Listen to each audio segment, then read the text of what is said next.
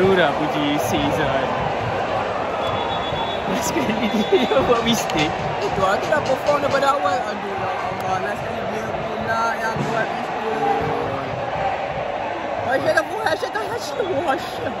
Tiba tengah sedih tu. Season memang tak boleh tidur lah. Confirm lah Season tak boleh tidur punya. Aduh, buat mistake. Oi, penuh drama. Ingatkan dah ada lagi drama. Betul, ada lagi drama. Ini. Kita memang tak nak balik lagi. Nak tengok drama tu. Saya jadi ni, jadi fans sama. Balik ni confirm control lagi ni.